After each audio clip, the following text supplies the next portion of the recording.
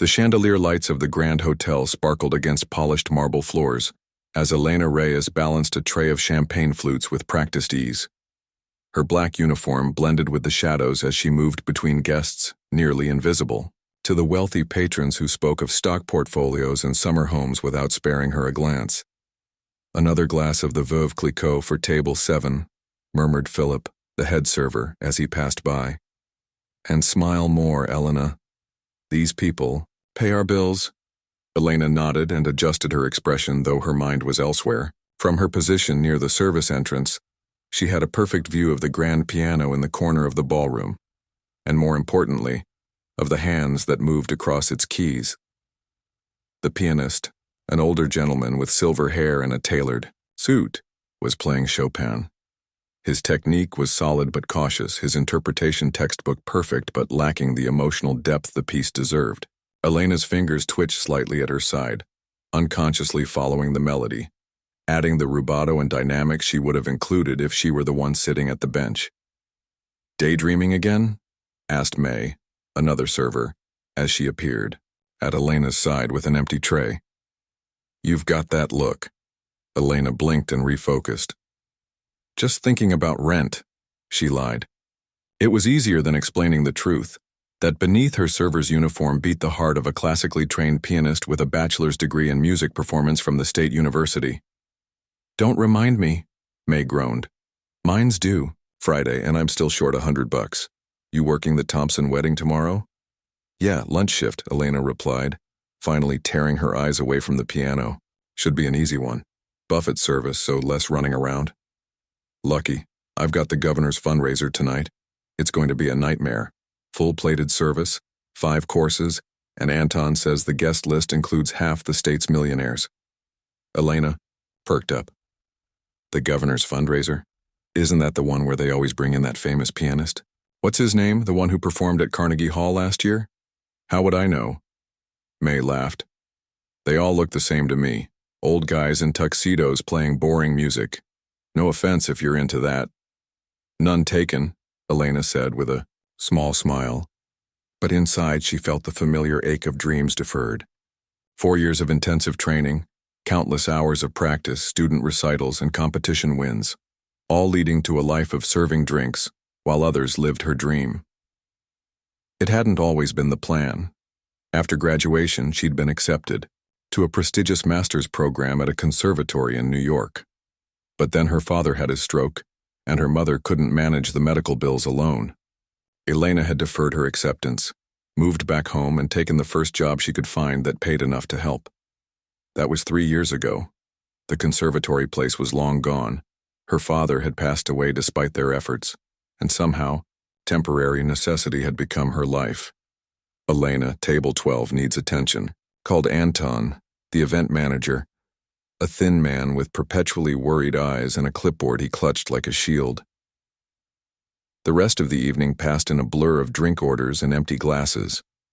When the last guest had departed and the staff began clean up, Elena found herself near the piano. The lid had been closed, the musician gone for the night. Glancing around to make sure no one was watching, she gently lifted the lid and ran her fingertips lightly over the keys, not pressing down, enough to make a sound. "What do you think you're doing?" Anton's sharp voice made her jump back. "Sorry, I was just admiring it," she said, feeling heat rise to her cheeks. Anton's eyes narrowed. "The Steinway is worth more than you'll make in 10 years. Don't touch it unless you're dusting it, and even then use the special cloth." "Of course, sorry," she repeated, backing away. Anton checked his watch. "Finish up quickly. Tomorrow's the governor's fundraiser, and I need everyone fresh. It's the biggest event of the season." Elena nodded and hurried back to her closing duties, but her mind remained on the piano. The governor's fundraiser would indeed feature Gregory Walsh, the renowned pianist who had once been her idol. She'd studied his recordings in college, written a paper on his interpretation of Beethoven's later sonatas. And tomorrow he would be here, playing in the same room where she poured water and cleared plates. The next day, Elena arrived early for her shift.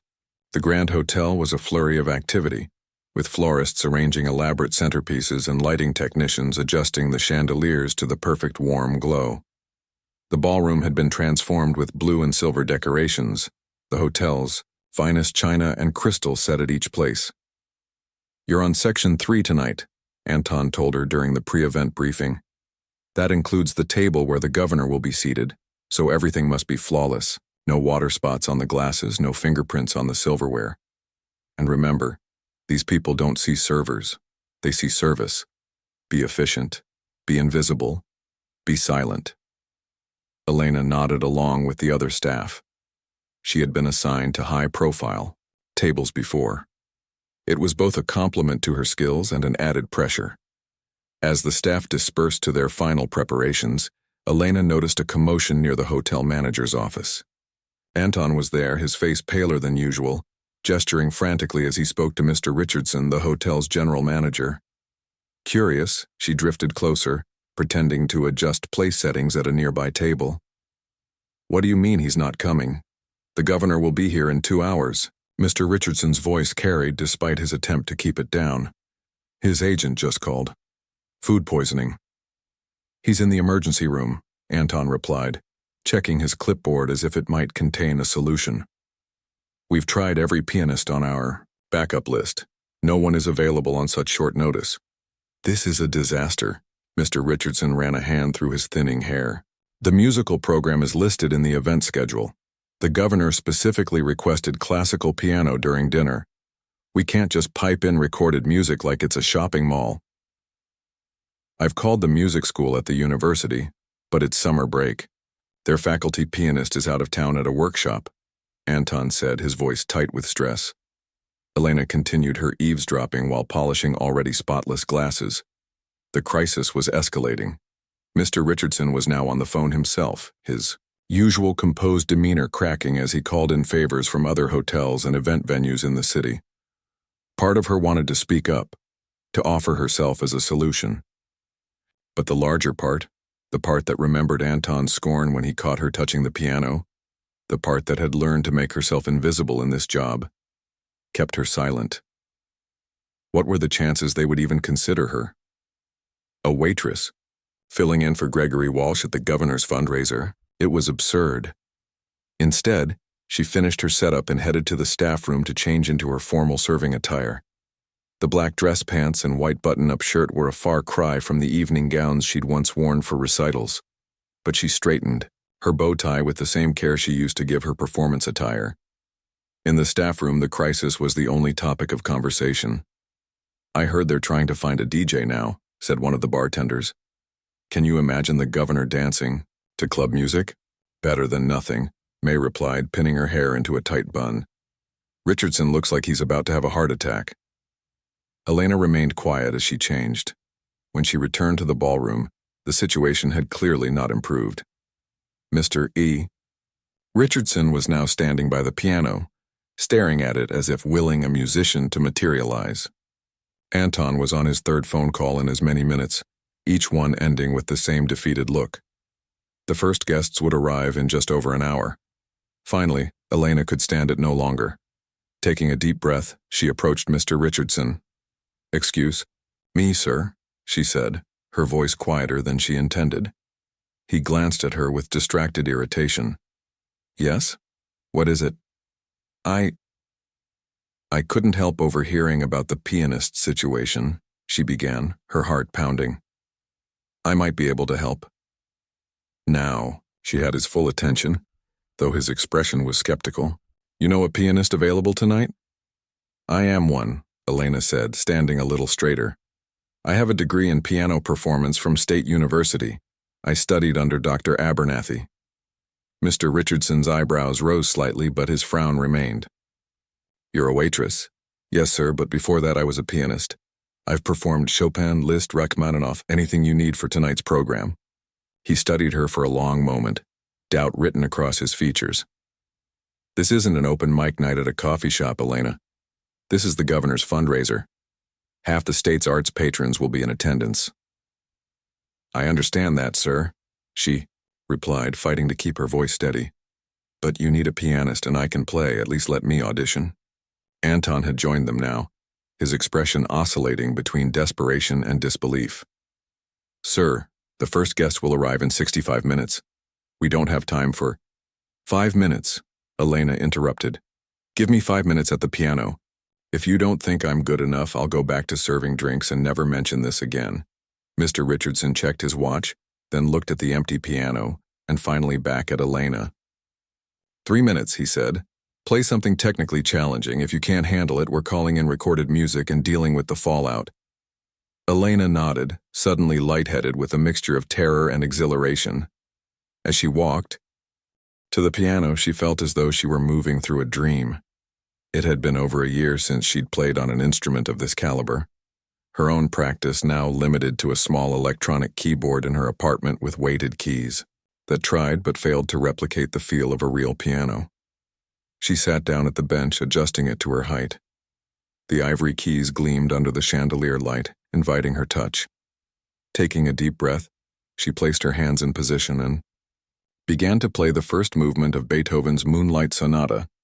The rich tones filled the ballroom and everything else fell away. There was no anxious hotel manager, no skeptical event coordinator, no governor's fundraiser. There was only Elena and the music, reunited after too long apart. Her fingers remembered what her mind had tried to forget, the joy of creation, the language of emotion expressed through sound. As the familiar triplets flowed from her hands, she closed her eyes, letting the music speak through her. When she opened them again, she saw Mr. Richardson and Anton staring at her with identical expressions of astonishment. Behind them, several staff members had stopped their preparations to listen, frozen in place by the unexpected beauty filling the room. As the final notes faded, Elena looked up at Mr. Richardson, a question in her eyes. He cleared his throat. Well, he said simply, it seems we may have found our pianist after all. Mr. Richardson's face had transformed. The worried lines around his eyes softened as he looked at Elena with newfound respect. That was unexpected, he said, his voice quieter now. You can actually play. Really play. Elena nodded, her hand still resting lightly on the keys. I told you I could. Anton stepped forward, clipboard clutched to his chest. It was impressive, I'll grant you that. But sir, she's still a waitress. What will the governor think? What will the donors say? Mr. Richardson frowned, glancing between Elena and his event manager. They'll say we have an excellent pianist, but Anton has a point, Elena. This isn't just about your playing ability. These events have certain expectations. Elena felt a flash of disappointment, quickly followed by determination. Sir, no one needs to know I'm usually serving drinks. I can look the part. I have a black dress in my locker that's appropriate for performing. The guests don't know what Gregory Walsh looks like anyway. They just know his name. We can't lie about your identity, Mr. Richardson said firmly. Then don't use my name at all, Elena suggested. Just announce that there's been a change. In performers. Most of these people are here for the governor and the networking, not the music. Mr. Richardson checked his watch again. We're down to 50 minutes before guests arrive. Do you know the pieces that were on tonight's program? Elena thought for a moment. The staff memo mentioned Chopin and Debussy. I can play most of their well-known works. I also have a repertoire of classical and romantic pieces that would fit the atmosphere. Can you play for 3 hours?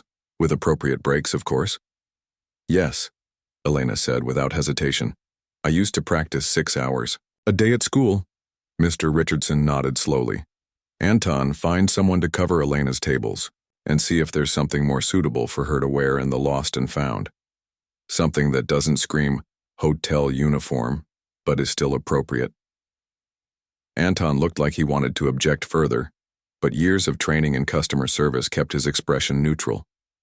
Yes, sir, he said, making a note on his clipboard before hurrying away. Thank you for this chance, Elena said, relief washing over her. I won't let you down. See that you don't, Mr. Richardson replied, his business demeanor returning. I'm taking a significant risk here. The success of this event reflects directly on the hotel's reputation. Elena nodded, understanding the pressure perfectly. I'll prepare a set list right away.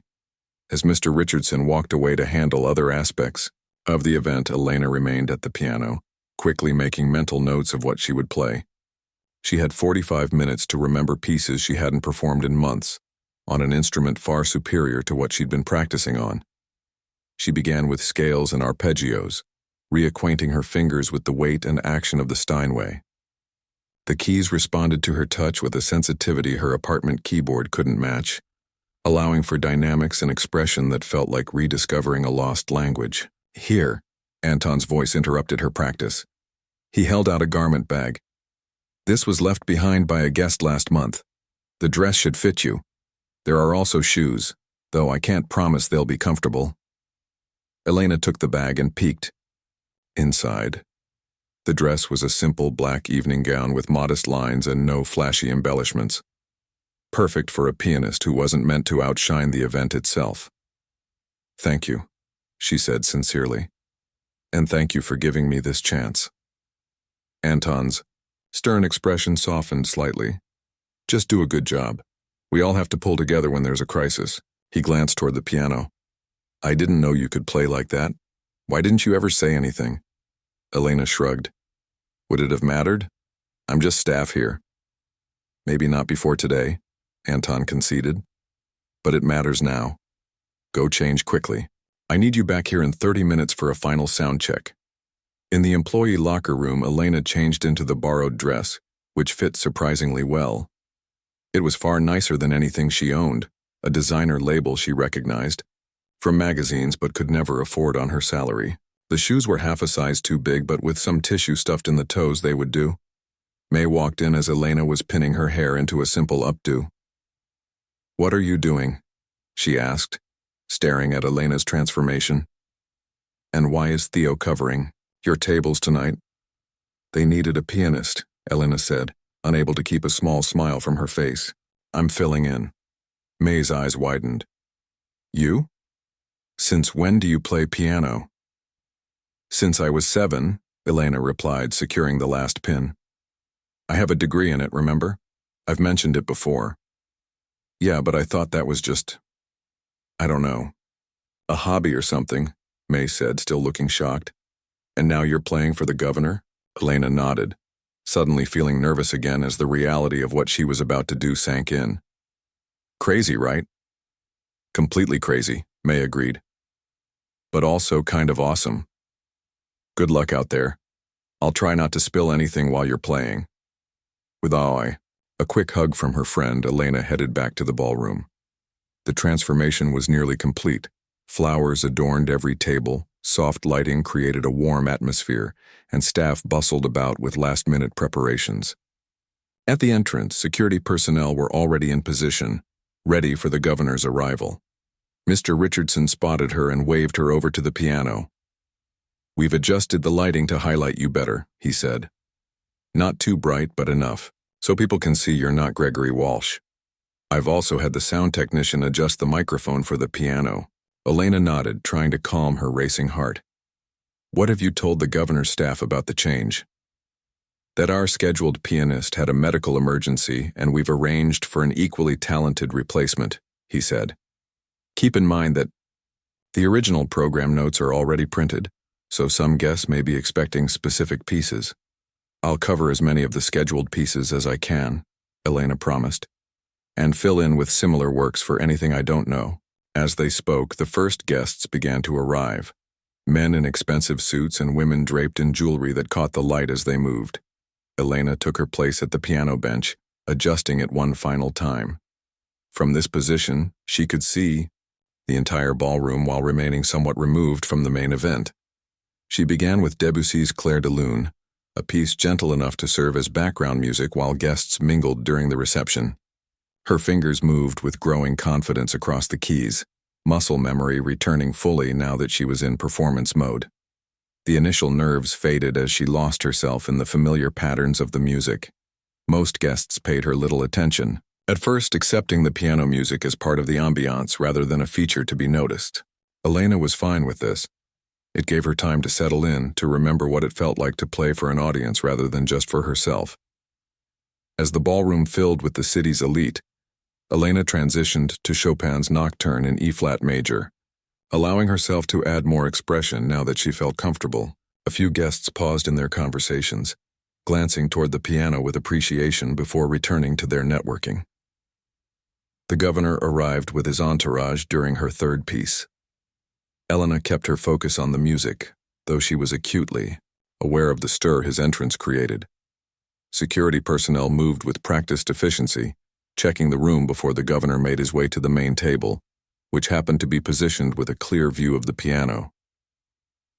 During a brief pause between pieces, Elena heard snippets of conversation from nearby guests.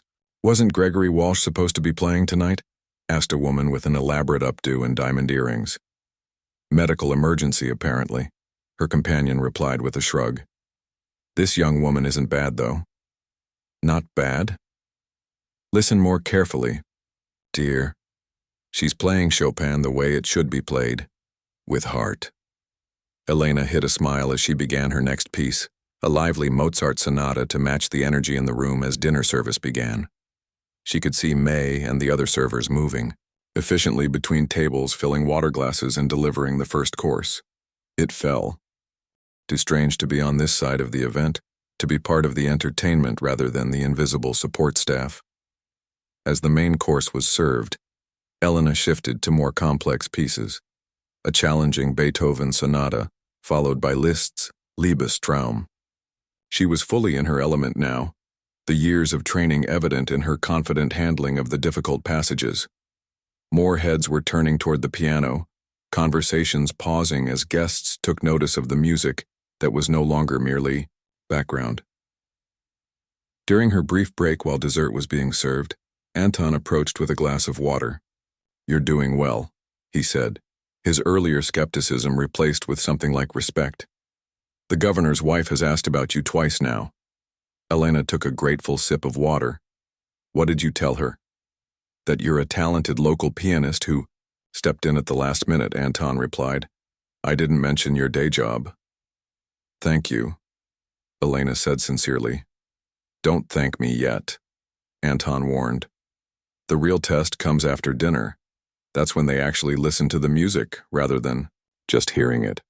As guests finished their desserts and coffee was served, the formal speeches began. The governor spoke about his initiatives, followed by several major donors pledging support. Elena provided soft musical interludes between speakers, careful not to overshadow the main event. When the formal program concluded, Mr. Richardson approached the microphone. "Ladies and gentlemen, while you enjoy your coffee, our pianist will present a short program of classical favorites. We hope you enjoy the music." This was the moment Elena had been both anticipating and dreading, when she would shift from providing ambient music to being the focus of attention. As Mr. Richardson stepped away from the microphone, he gave her an encouraging nod. Taking a deep breath, Elena positioned her hands over the keys and began to play Rachmaninoff's Prelude in G minor, a bold choice with its thundering chords and technical demands, but one she knew would capture attention. The piece required both power and precision, showcasing a range of dynamics that made full use of the Steinway's capabilities. Conversations around the room gradually ceased as guests turned toward the piano, many with expressions of surprise. This was no longer background music. This was a performance. As Elena navigated the challenging middle section, she felt rather than saw the shift in the room's energy, the collective focus now directed at her, when she struck the final dramatic chords. There was a moment of complete silence before the room erupted in applause. Elena looked up, momentarily startled by the response. The governor himself was applauding, leaning over to say something to his wife, who nodded in agreement. As the applause continued, Elena realized this was no longer just about filling in during an emergency. This was her chance, perhaps her only chance, to be seen not as a waitress but as the musician she had trained to become. With renewed determination, she nodded her acknowledgement to the audience and prepared for her next piece, a smile spreading across her face despite her best efforts to maintain a professional demeanor. For the first time in years, she was exactly where she belonged. The applause lingered, warming Elena like sunshine after a long winter. She had almost forgotten this feeling, the connection between performer and audience, the shared experience of music that transcended words. For her next piece, she chose Chopin's Ballade No. 1 in G minor, a composition that told a story through its dramatic shifts in mood and tempo. As she played, Elena noticed a silver-haired man at a front table watching her with unusual intensity. Unlike the other guests who divided their attention between the music and their companions, this man was completely focused on her hands. There was something familiar about him, though Elena couldn't place where she might have seen him before. Ballade flowed from her fingers with all the emotion she had kept bottled up during her years of serving drinks and fading dreams. The quiet opening gave way to passionate runs and complex harmonies, building to a conclusion that demanded both technical precision and emotional commitment. When she finished, the applause was even more enthusiastic than before. This time, several guests rose to their feet. The governor leaned over to whisper something to Mr. Richardson, who nodded and made his way toward the piano as Elena prepared for her next selection. "The governor is quite impressed," Mr. Richardson murmured as he reached her. "He's asked if you take requests." Elena blinked in surprise. "Of course, what would he like to hear?" "Gershwin's Rhapsody in Blue, if you know it." Elena's heart jumped. It was a challenging piece, especially without an orchestra, but she had performed the piano solo arrangement for her senior recital. "I can play it," she said with more confidence than she felt. "The piano reduction version." Mr. Richardson looked relieved. "Excellent. After your next planned piece, if you could." As he walked away, Elena took a moment to center herself. She played a gentle Schubert impromptu first, using the time to mentally prepare for the Gershwin. It had been at least 2 years since she had performed it, though she had practiced parts of it on her small keyboard at home when feeling particularly nostalgic for her school days. When the time came, she announced the governor's request to the audience, who responded with appreciative murmurs and expectant silence. Taking a deep breath, Elena began the famous opening glissando that introduced the piece. The distinctive sound of Rhapsody in Blue filled the ballroom, that uniquely American blend of classical structure and jazz influences that made Gershwin's work so revolutionary.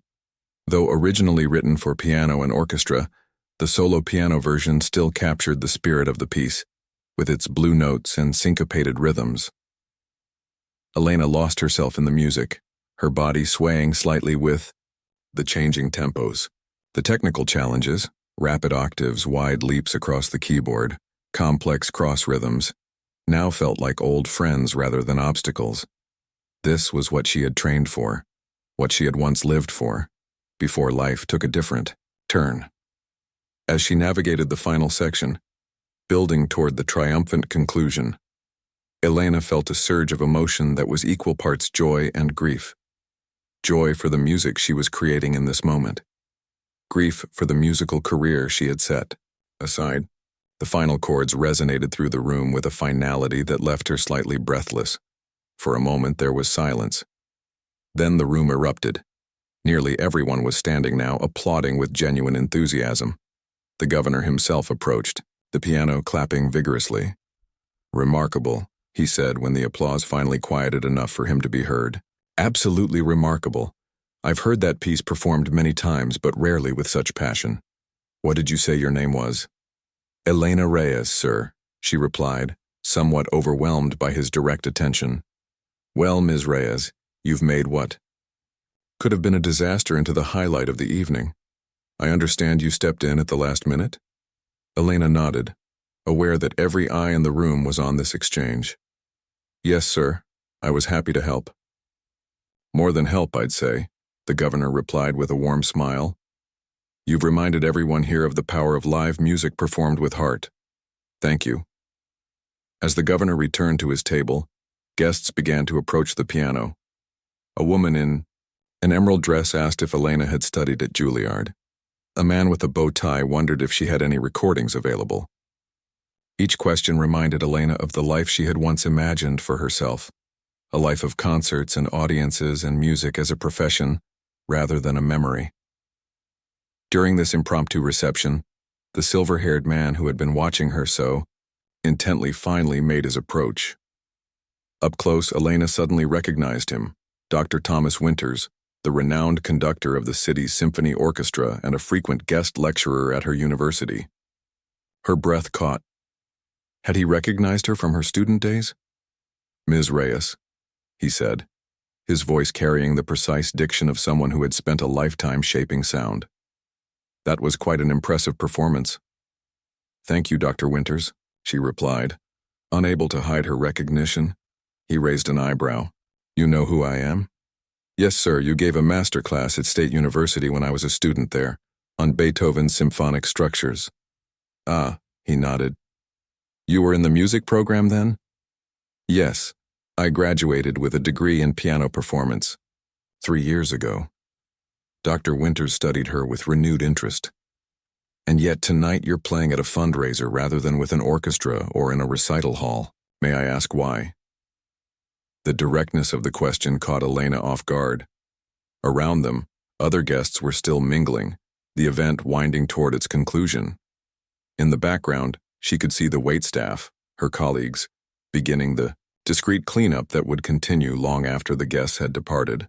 "Life took a different turn than I expected," she said finally. "Family obligations, financial realities." Dr. Winters nodded thoughtfully. "And how did you come to be playing here tonight?" "I was under the impression Gregory Walsh was scheduled." "He was," Elena confirmed. "But there was an emergency and the hotel needed a replacement." She hesitated, then decided honesty was the best approach. "Actually, Dr. Winters, I work here as a waitress. I was supposed to be serving drinks tonight, not playing piano."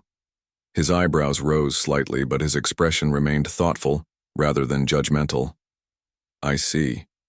And does the hotel often discover that its waitstaff includes classical pianists of your caliber?" Elena couldn't help but smile at that. "I think I'm the first." "Well, Ms. Reyes," he said, reaching into his jacket pocket and producing a business card. "I'm very glad they discovered you before I did, because I would very much like to hear you play again, in a more formal setting." Elena took the card with slightly trembling fingers. "What exactly do you mean?" "The symphony has a young artists' showcase coming up next month. One of our scheduled pianists has taken a position with the San Francisco Symphony and withdrawn from the program. Based on what I heard tonight, I believe you would be an excellent replacement." Elena stared at him, certain she had misheard. "You want me to play with the symphony?" "It's a single performance," Dr. Winters clarified. "A Mozart concerto, the number 23 in a major. Are you familiar with it?" "Yes," Elena breathed. "I performed it in my junior year." "Excellent. Call my assistant tomorrow to arrange an audition. It's a formality, given what I've heard tonight, but protocol must be followed." Before Elena could fully process what was happening, Mr. Richardson appeared at her side. "I'm sorry to interrupt," he said smoothly, "but several guests are departing and have asked to express their appreciation to our pianist before they leave." Dr. Winters nodded. "Of course, we've concluded our business for now." He turned back to Elena. "Don't forget to call tomorrow, Ms. Reyes. Talent like yours shouldn't be serving drinks." As he walked away, Elena clutched his business card like a lifeline. Had that really just happened? Had the conductor of the City Symphony just invited her to audition? The surreal quality of the evening intensified as more guests stopped to compliment her on their way out. A woman in her 60s with elegantly styled white hair pressed Elena's hand between both of hers. "My dear, you play with such feeling. Do you teach? My granddaughter has been looking for a new piano instructor." I don't currently teach," Elena stammered. "But I could." The woman nodded decisively. "You should. Here's my card. Call me to discuss rates." A middle-aged man in an expensive suit was next. "That Gershwin was outstanding. My company hosts events throughout the year. We're always looking for quality entertainment. Do you have a card?" "I don't, but..." Elena quickly wrote her name and phone number on a napkin, feeling simultaneously unprofessional and thrilled. As the last guest departed and the hotel staff began the serious business of clearing tables and breaking down decorations, Mr. Richardson approached Elena again. His earlier stress had been replaced by an almost giddy relief. "The governor personally thanked me for the excellent musical selection tonight," he said. He had no idea we were in crisis mode earlier. You saved us. Elena truly saved us. I was happy to help, she repeated, still feeling like she might wake up from this dream at any moment. Help? You did far more than help. Mr. Richardson shook his head in amazement. I've been managing events at this hotel for 15 years, and I've never seen a crowd respond to a pianist the way they responded to you tonight. Even Gregory Walsh doesn't get standing ovations from this group. Elena smiled, a blush warming her cheeks. It was the music, not me. It was both, Mr. Richardson insisted, which is why I'd like to make you an offer. An offer? The hotel hosts events like this 3 or 4 times a month. We're always booking outside musicians, but after tonight, well, I'd like to offer you a position as our house pianist. You'd play for our high-profile events, private parties, Sunday brunches, that sort of thing. It would be part-time to start, but with potential to become full-time if there's enough demand. Elena's mind raced. A position as a pianist. An actual paid position doing what she loved. What about my current job? You'd transition out of serving, of course. The pay would be comparable to start, but with the benefit of doing what you're clearly meant to be doing. He smiled. Plus, tips which, based on tonight's response, could be substantial. I don't know what to say, Elena admitted, overwhelmed by how rapidly her life seemed to be changing. Say yes, Mr. Richardson suggested, and then go home and get some rest. It seems you have an audition to prepare for tomorrow. At Elena's surprised look, he added, Dr. Winters mentioned it to me. He's been attending our events for years. I know him quite well. Then yes, Elena said, a smile spreading across her face. Absolutely yes. As she changed back into her regular clothes, in the staff room, Elena could hardly believe the events of the evening. In the span of a few hours, she had gone from anonymous waitress to recognized pianist with potential job offers, teaching opportunities, and an audition with the symphony. May burst into the locker room as Elena was gathering her things. Oh, my God, you were amazing. Everyone was talking about you. The governor's wife asked who you were. Elena laughed, still feeling slightly dazed. It's been a strange night. Strange? It's been incredible, May insisted. Please tell me you're not going to keep serving drinks after this. Elena looked down at the business cards she held, Dr. Winters's elegant cream-colored card, and the more elaborate one from the woman seeking a piano teacher. In her pocket was the napkin with her hastily scribbled contact information. No, she said, a sense of quiet certainty settling over her. I don't think I will be. Elena barely slept that night. Every time she closed her eyes, she heard the music she had played, felt the keys beneath her fingers, and saw the faces of the audience as they listened. Dr. Winter's business card sat on her nightstand where she could see it when she opened, her eyes reassuring herself that the evening hadn't been just a dream. Morning came with golden light streaming through her apartment's thin curtains. Elena reached for her phone and found a text from May. You're famous, check your social media. Confused, Elena opened the app she rarely used. Her notifications had exploded overnight. Someone had posted a video of her playing Rhapsody in Blue at the governor's fundraiser, tagging the hotel and adding the caption, when the waitress steps in for the pianist and leaves everyone speechless. The video already had thousands of views and hundreds of comments. Who is she? That's better than the recording I have. From serving canapes to serving Gershwin, incredible. The Grand Hotel needs to give this woman a raise. Elena sat up in bed, heart racing. She hadn't noticed anyone recording her performance. How quickly things could change in the digital age. Yesterday an anonymous server, today a viral sensation. Her phone rang. It was Mr. Richardson. Elena, have you seen the video? Just now, she replied, still trying to process this new development. I had no idea someone was recording. The governor's press secretary, apparently, Mr. Richardson said, sounding both amused and impressed. It's excellent publicity for the hotel, though I wish they'd mentioned your name. The hotel's social media accounts have been flooded with inquiries about the waitress pianist. I'm not sure how I feel about that title, Elena admitted. Well, you won't have it for long, Mr. Richardson assured her. I've spoken with management this morning. They're accelerating the offer I mentioned last night. We'd like you to start as our house pianist next week, if that works for you. Elena's heart leapt. Yes, I mean, absolutely. Thank you. Wonderful. Come by my office this afternoon to sign the paperwork. Oh, and Elena? Dr. Winters called the hotel looking for you. He says you should come to Symphony Hall at 2 o'clock today instead of calling first. Apparently, he's already convinced the selection committee to hear you.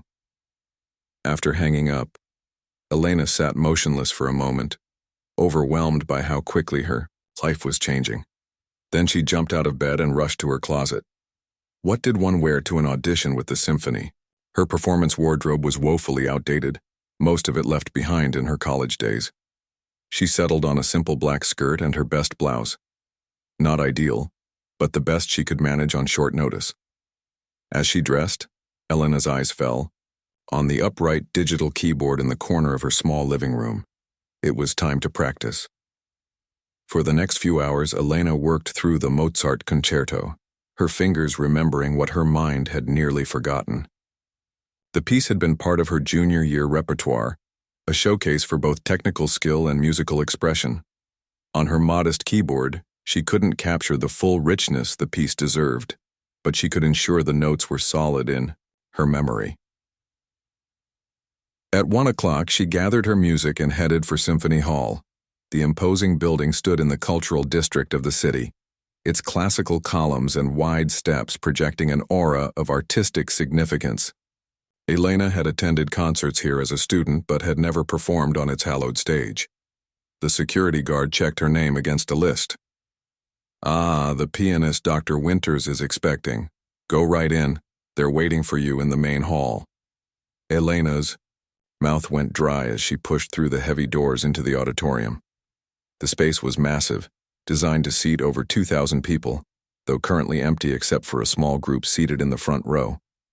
Dr. Winters stood as she approached, gesturing toward the grand piano positioned center stage. Ms. Reyes, thank you for coming on such short notice. The committee is eager to hear you perform. Elena nodded, suddenly unable to speak. This was happening so fast, too fast to process. Yesterday she had been setting tables and pouring water. Today she was auditioning for the symphony on a stage, where the world's greatest musicians performed. The committee members watched with professional interest as Elena took her place at the piano. This instrument made even the Grand Hotel Steinway seem modest by comparison. A full concert grand with a rich, resonant tone that could fill every corner of the massive hall. Whenever you're ready, Dr. Winters called from the front row. The first movement of the Mozart, please. Elena placed her hands on the keys, took a deep breath, and began to play. The opening theme flowed from her fingers, bright and clear in the perfect acoustics of the hall. As she progressed through the movement, a peculiar calm settled over her. This was where she belonged, not in the background serving others, but here, creating something beautiful for others to experience. When she finished the movement, there was a brief silence, then murmured conversations among the committee members. Dr. Winters approached the stage. Very nice, Ms. Reyes. Would you mind playing the cadenza from the third movement as well? It's technically more demanding. Elena nodded and flipped to the section he requested. The cadenza was indeed challenging, a showcase for the soloists. Technical prowess and musical interpretation. She launched into it with confidence born from years of training, letting her emotions infuse the music with life. When she finished, Dr. Winters was smiling. I believe we've heard enough. Would you mind waiting in the green room while we confer? Clara will show you the way. An assistant led Elena to a comfortable waiting room backstage. The walls were covered with signed photographs of famous musicians who had performed at Symphony Hall over the decades. Elena studied them while trying to calm her racing heart. Whatever happened next, she had played her best. She had honored the music and her training. 20 minutes later, Dr. Winters entered the green room, his expression unreadable. Ms. Reyes, the committee has reached a decision. Elena stood, hands clasped tightly together. Yes? We would like to offer you the position in our Young Artists Showcase. The performance is 4 weeks from Saturday. You'll have 3 rehearsals with the full orchestra prior to the performance, plus additional rehearsals with the string section. Relief and joy flooded through Elena. Thank you. Thank you so much for this opportunity. You've earned it, Dr. Winters said simply. Your performance last night and today demonstrated not just technical skill, but genuine musicality, something that can't be taught. As they discussed the details, Elena learned that the showcase would feature 3 young musicians, herself, a violinist, and a cellist, each performing a concerto with the full symphony. It was designed to highlight emerging talent and often led to further opportunities for the featured artists. There's one more thing, Dr. Winters added as their meeting concluded. A friend of mine is on the faculty at the conservatory. They have an opening for a part-time piano instructor beginning next semester. Based on what I've heard, I think you'd be an excellent candidate. Would you be interested? Elena felt lightheaded with possibility. Yes, absolutely. Teaching was always part of my career plan before life intervened. Dr. Winters finished for her. It happens to many talented musicians. The path isn't always direct. He handed her another business card. Call Dean Wilson tomorrow. I've already spoken to her about you. As Elena left Symphony Hall, stepping into the bright afternoon sunlight, she felt as though she were walking in a dream. In the span of less than 24 hours, her life had completely changed course. The years of waiting tables and watching her dreams recede seemed suddenly worth it for this moment of return. Her phone buzzed with a text from Mr. Richardson. Paperwork ready whenever you are.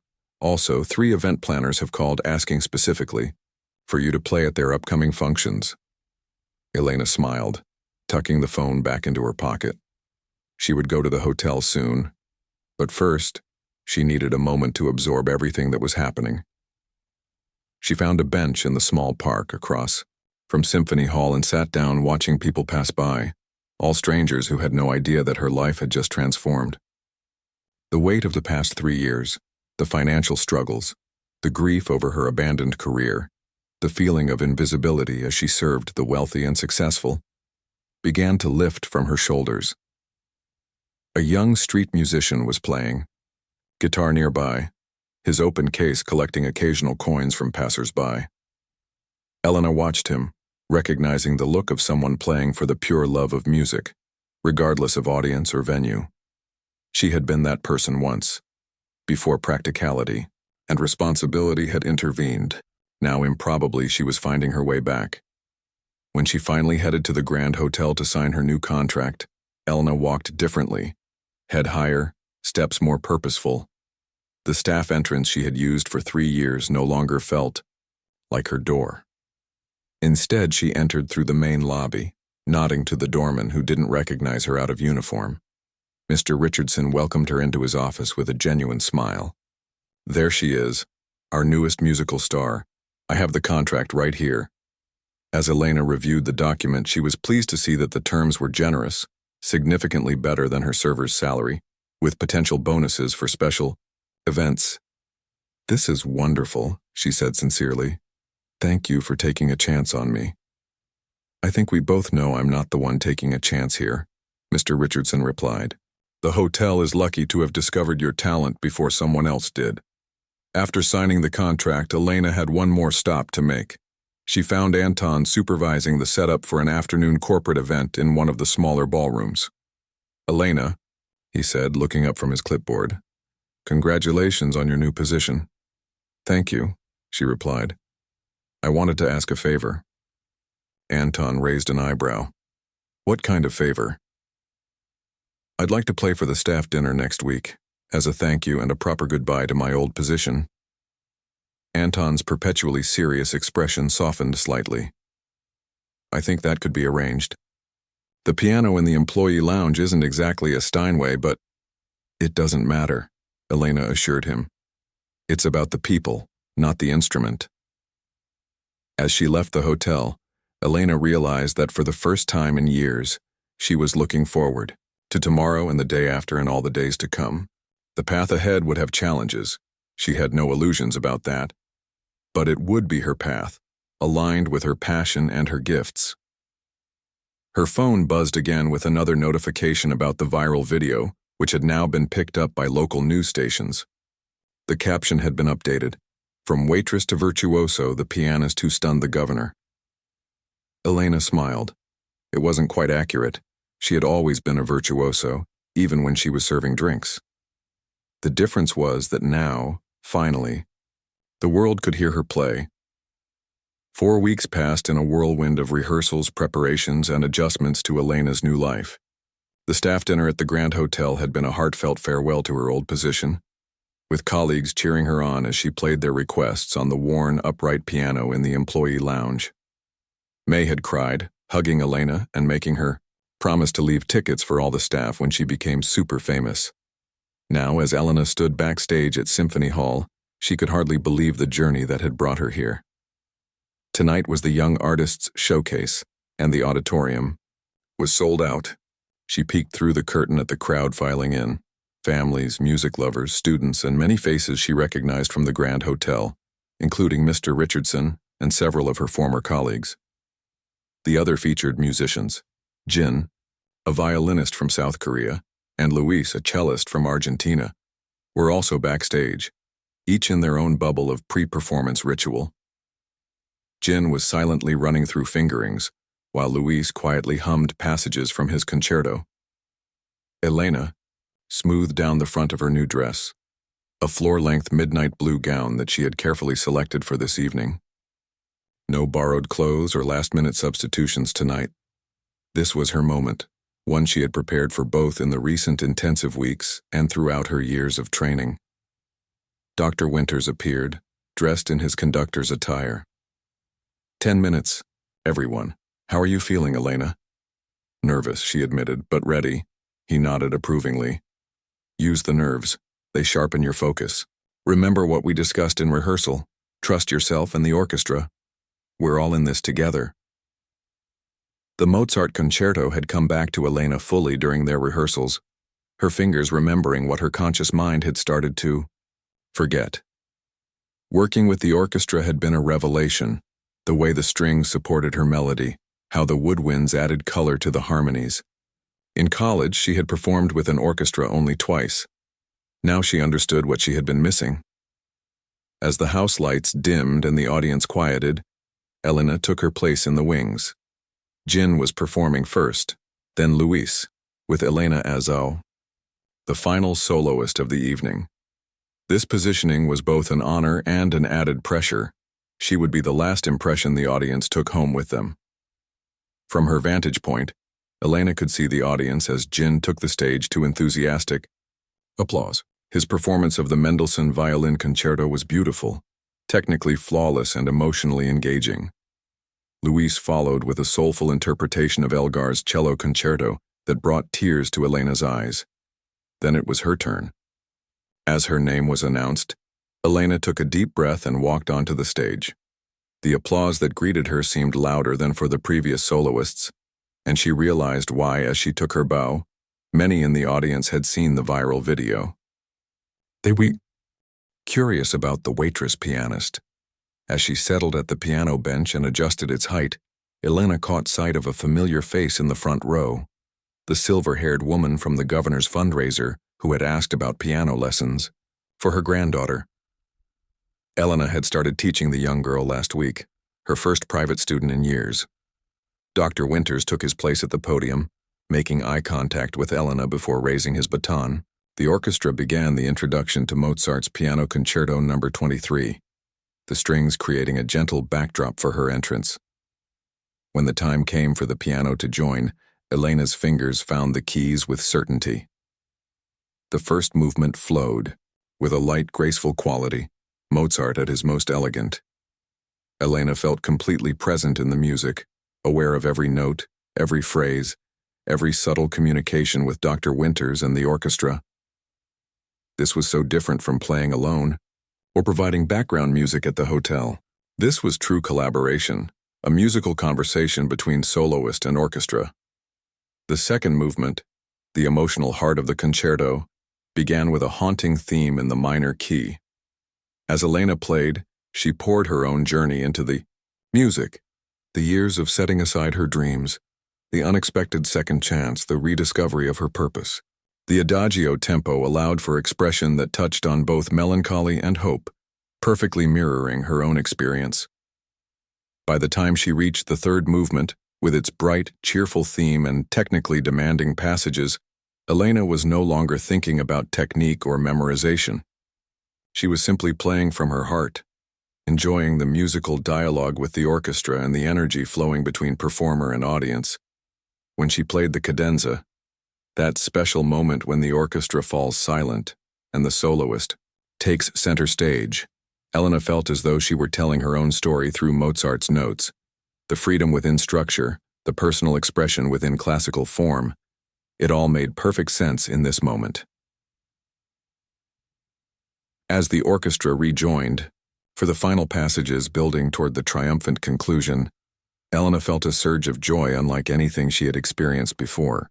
When the final chord sounded and Dr. Winters lowered his baton, the hall erupted in applause and cheers. Elena rose from the piano bench, her heart pounding as she took her bow.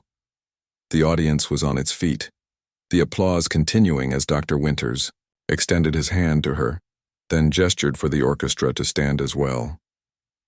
Elena looked out at the sea of faces, strangers and friends, musicians and music lovers, all brought together by this shared experience. After several curtain calls, Elena finally left the stage, her cheeks flushed with excitement and emotion. Backstage, Jin and Luis offered warm congratulations. "That was incredible," Jin said sincerely. "You played with such freedom." "The audience loved you," Luis added. "I think you have some fans waiting at the stage door." Indeed, when Elena eventually made her way to the reception in the lobby, a crowd gathered around her. Former customers from the Grand Hotel wanted selfies with her. Music students asked technical questions about her interpretation. An elderly couple thanked her for bringing Mozart to life for them. Through it all, Elena felt a curious sense of homecoming, not to a physical place, but to herself, to the person she had been meant to be all along. As the crowd thinned, Dr. Winters approached with a distinguished-looking man Elena didn't recognize. "Elena, I'd like you to meet Robert Chen, artistic director of the Central City Chamber Music Festival. He has a proposition for you." Mr. Chen shook her hand warmly. "Ms. Reyes, your performance tonight was outstanding. We have a last-minute opening in our summer festival. One of our pianists has had to withdraw due to health issues. We would be honored if you would consider taking her place." Elena blinked in surprise. "The Chamber Music Festival? But that's just 3 weeks away." "Yes, which is why we need someone who can prepare quickly. Dr. Winters assures me you're more than capable. The compensation is modest, but it includes housing for the 6-week festival period and, more importantly, the opportunity to work with world-class musicians." Before Elena could respond, another voice joined the conversation. "She'll need to coordinate with the Grand Hotel, of course." Elena turned to find Mr. Richardson standing nearby, a proud smile on his face. "Congratulations, Elena. You were magnificent tonight." "Thank you," she said sincerely. "And yes, I would need to work around my schedule at the hotel." Mr. Richardson waved a hand dismissively. "We'll make it work. Opportunities like this are exactly why we structured your contract with flexibility. The hotel benefits from having a pianist of your caliber associated with us, even if we have to share you with the wider musical community."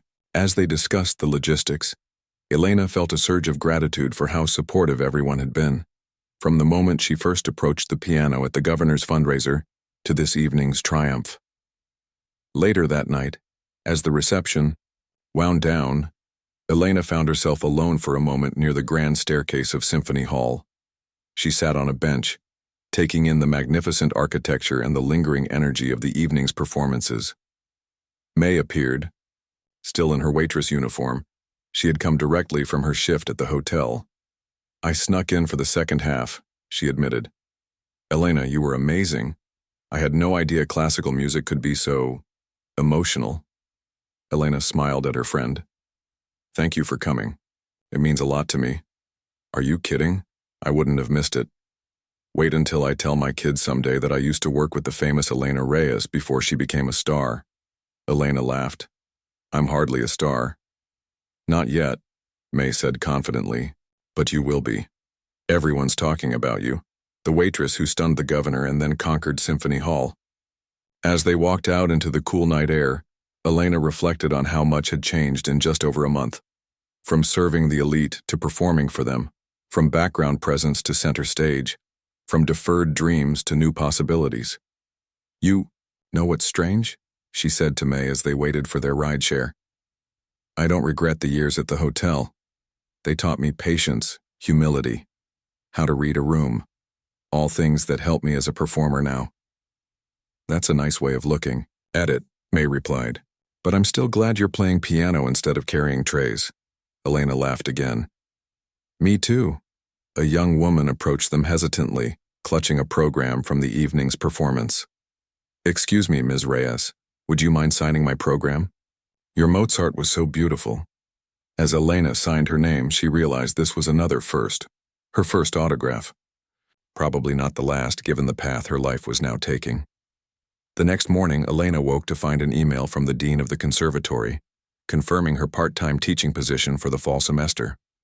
Another piece falling into place in her new life.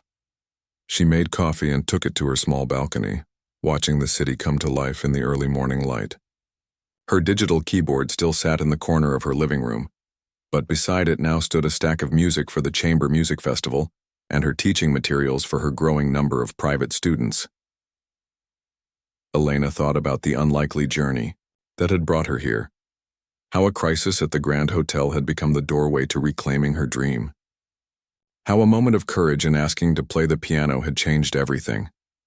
Her phone buzzed with a text from Dr. Winters. "Excellent reviews in this morning's paper. See for yourself." Elena quickly found the art section online, where the headline read, "From server to soloist, Elena Reyes delivers Mozart with precision and heart." The review praised her natural musicality and technical assurance, noting that her unusual path to the concert stage seems to have given her performance a depth of feeling sometimes lacking in younger soloists. Elena smiled, setting her phone aside to enjoy the morning sunshine. The critic was right. Her path had been unusual, with detours and delays she hadn't planned. But perhaps those very detours had made her the musician she was today, and would continue to shape the musician she would become tomorrow. The piano had always been her first love. Now finally she could build a life around that love, teaching, performing, growing as an artist. Not despite her years serving the elite, but in some ways because of them. Every experience, every challenge, every moment of waiting had led her to this new beginning. Elena took another sip of coffee, looking out at the city spread before her, a city where, just weeks ago, she had been nearly invisible, and where now, her music had been heard and appreciated. There would be challenges. Ahead, certainly. But after everything that had happened, Elena knew one thing for certain. She would face those challenges not as a waitress who once played piano, but as a pianist who once served drinks, and what a difference that made.